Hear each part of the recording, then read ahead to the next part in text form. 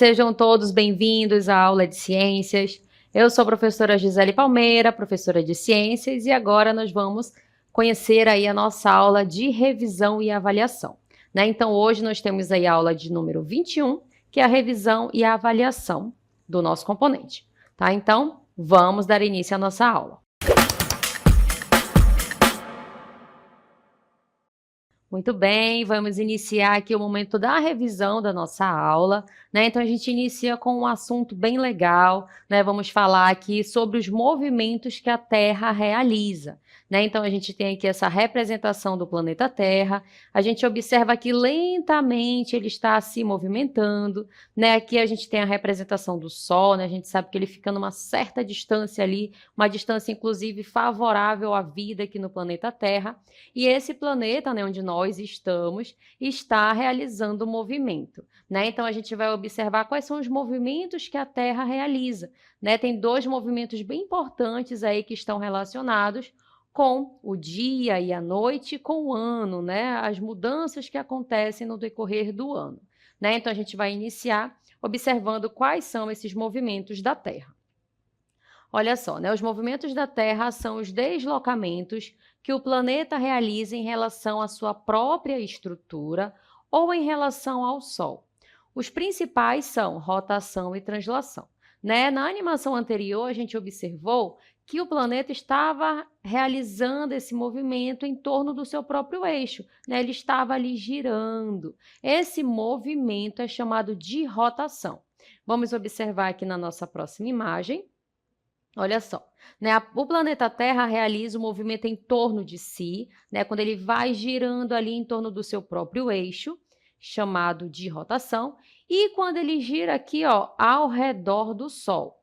O movimento que ele realiza, onde ele gira ao redor do Sol, é chamado de translação, tá? Então, não esqueçam, existem dois movimentos ali bem importantes que o planeta Terra realiza.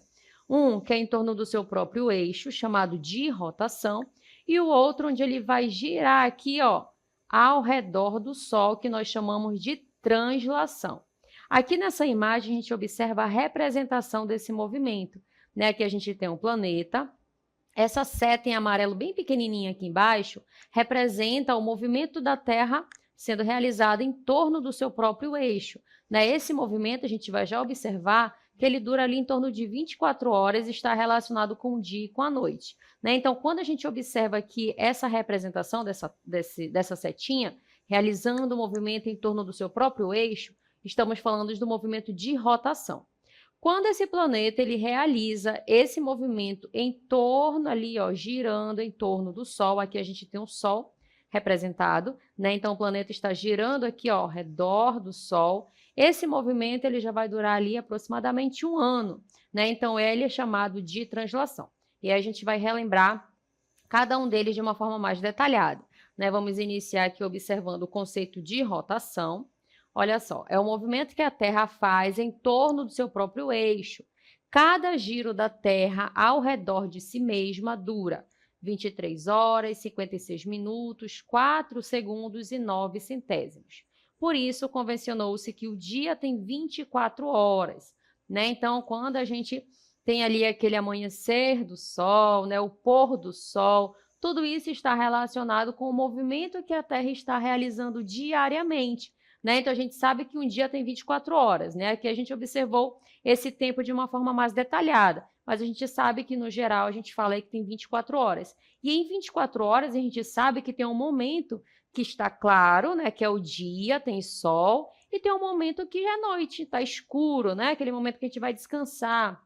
Então, essa diferença que a gente tem diariamente, ela acontece porque a Terra está se movimentando através do seu próprio eixo no movimento de rotação, né? Então, aqui na próxima imagem, a gente vai observar essa relação novamente, né? A gente tem aqui em amarelo a representação do Sol, a gente observa aquelas setas em amarelo mostrando a direção dos raios solares, e lá no outro canto eu tenho novamente a representação do planeta Terra, né? Então, naquele momento em que a Terra está aqui, ó, de frente para o Sol, ela está recebendo esses raios solares, né? Observem que está claro ali, ó. Tem um lado que está claro, um lado que está escuro, né? Então, esse momento ali que está claro é o dia, porque os raios solares conseguem chegar nessa região. E aí o planeta ele continua girando, né? Ele vai girando e o outro lado a gente observa que está noite. Então sempre vai ser assim no planeta, enquanto um lado está de dia, o outro lado é noite, né? Então, porque a gente já sabe que ele está realizando esse movimento ali diariamente. Então, na rotação, a Terra gira em torno do seu próprio eixo, proporcionando a sucessão dos dias e das noites. E na translação, né? A gente vai observar que no caso da translação, é o movimento que a Terra realiza em torno do Sol. Lembrando que ela está realizando os dois movimentos ao mesmo tempo, tá? Rotação e translação estão acontecendo ao mesmo tempo, percorrendo uma órbita elíptica. Então, o movimento de translação ele é realizado em aproximadamente 365 dias, 5 horas e 48 minutos. Ou um ano, né? Como a gente conhece também, né? Quando tem aquele ano novo lá, todos os anos, né? Temos ali o início do ano, é exatamente essa volta que ele dá, né? O ano novo representa ali um novo ciclo, uma nova translação que ele está iniciando ao redor do Sol. Tá? Então, a gente vai observar aqui a velocidade média, é de aproximadamente 107 mil quilômetros e a translação é realizada ao mesmo tempo que a rotação, né? Então, a gente repete essa imagem porque ela representa esses dois movimentos, tanto a rotação quanto a translação. E aí a gente vai observar o movimento de translação através de uma animação, né? Observem ali ao centro o Sol e o planeta girando ao redor do Sol, né? Então, se ele está girando ao redor do Sol, a gente já sabe que é translação e que dura um ano. No mesmo tempo que ele gira ali ao redor do Sol, ele também está realizando a rotação. Dias e noites estão acontecendo ali nas regiões, tá certo?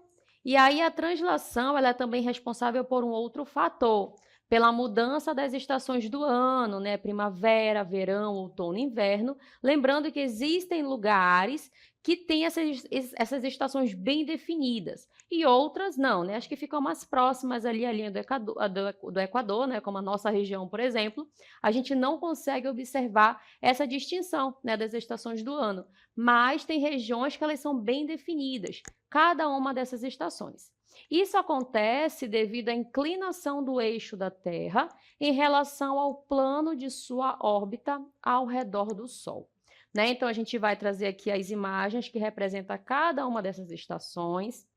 Iniciamos ali com a imagem do inverno, quando as temperaturas estão mais baixas, né, mais frio, tem lugares ali que tem a ocorrência de neve. Primavera, né, a gente observa ali a representação das flores. Verão, né, quando o sol está ali, ó, incidindo, com a temperatura, né, maior, e outono é representado pelas folhagens, né, quando ela começa ali a cair, né? Então, tem regiões ali que tem essas 4 estações bem definidas, né? Então, elas ocorrem em decorrência da inclinação da Terra em relação ao Sol.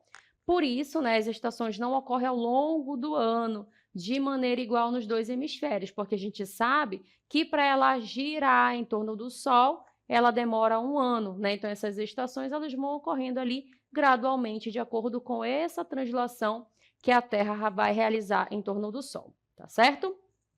E aí a gente observou, né, esses dois movimentos bem importantes, rotação, translação. Sabemos que as estações do ano estão relacionadas com o movimento de translação, e agora a gente vai observar sobre a composição da Terra. Né? Vimos sobre o movimento, agora a gente vai observar sobre a sua composição. Então, a estrutura interna da Terra, ela é dividida em 3 camadas principais. Né? Então, a gente tem aí a camada mais externa, a gente observa aí nessa imagem, que é a crosta terrestre. Logo em seguida, a gente tem a representação do manto terrestre, que nessa imagem está em laranja. Na sequência, tem o núcleo. Né? Esse núcleo ele é dividido em núcleo externo e núcleo interno. Né? Então, observem que cada representação tem uma coloração diferente para vocês identificarem. Novamente, o mais externo é a crosta, em seguida o manto, depois o núcleo externo e o núcleo interno. Né? Então, a gente relembra aí com vocês a composição da Terra, né? Como é que ela é composta, né? Como é que é a Terra por dentro. É exatamente assim como a gente está observando nessa imagem, tá certo? E aí, lembrando que tem uma grande diferença de temperatura nessas regiões, tá? E aí a gente vai relembrar também sobre os tipos de células, né? Um assunto aí que foi estudado e que é bem importante para a gente memorizar um pouquinho mais. né? Então, sobre os tipos de células, a gente vai relembrar que existem células que são eucariontes e células que são procariontes. Qual é a principal diferença de células eucariontes para procariontes? Nas eucariontes existe a carioteca. O que é a carioteca? É o núcleo celular, né? Então, aquela célula, o seu material genético, ele vai estar envolto ao núcleo celular, essa membrana do núcleo, certo? Então, quais são as células eucariontes? A célula animal e a célula vegetal. A gente observa que tanto a célula animal quanto a vegetal, ela apresenta a estrutura nuclear, né? Tem aquele núcleo definido e lá dentro do núcleo tem o material genético. Fora isso, o que ela vai ter? Citoplasma, que é aquela região gelatinosa, e diferentes organelas, cada organela desempenhando um papel específico, né? Então, a gente observa aqui acima a célula animal, né, que é aquela unidade fundamental que compõe ali os tecidos, que vai compor o órgão, o sistema e um organismo completo. E a célula vegetal, né, como o próprio nome já diz, essa célula vai estar presente onde? Nas plantas, né? Então, observem que existe uma diferença ali das células que compõem o tecido animal das células que compõem o tecido vegetal, tá? Então, a gente já sabe, célula animal e vegetal são células eucariontes. E aqui a gente tem um representante lá embaixo, ó, a terceira imagem, de uma célula procarionte. Então, o que é uma célula procarionte? Ela não tem essa carioteca. O material genético, o DNA, ele fica disperso no citoplasma, né? Nessa imagem, ele está na coloração roxa, né? É uma célula bacteriana. As bactérias, elas apresentam essa característica, né? O material genético fica disperso, solto no citoplasma. Não tem um núcleo ali fechadinho para guardar, né? Para deixar ali aquele material genético. E aí a gente observa essa célula procarionte, né? Essa célula bacteriana. Ela apresenta flagelos, apresenta cílios, apresenta uma outra estrutura, tá? Então, a gente vai observar aí com mais detalhes que as células são as unidades estruturais e funcionais dos seres vivos, né? São chamadas de unidades estruturais, pois formam o corpo dos seres vivos. E aí a gente observa com mais detalhe, novamente, cada célula, né? A célula azul é a representação da célula animal, e a gente observa em roxo o núcleo, né? Definindo ali aquela célula eucarionte, e esses outros pontinhos de diferentes cores representando as organelas, diferentes organelas que fazem parte da célula animal. A célula vegetal, essa que a gente observa em verde, né, que ela é mais quadradinha ali, tem um formato diferenciado. A gente vai já observar que ela tem uma estrutura chamada de parede celular, né? Então ela apresenta estruturas diferenciadas, uma organela diferenciada, né, um vacúolo que a gente vai já observar.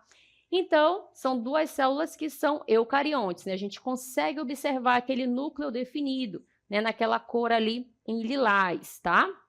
E abaixo, vocês observam novamente aí a célula bacteriana, né? Em roxo, nessa célula, vocês estão observando a representação do material genético, né? Então, observa que ela está solta no citoplasma, né? Não tem nenhum núcleo definido.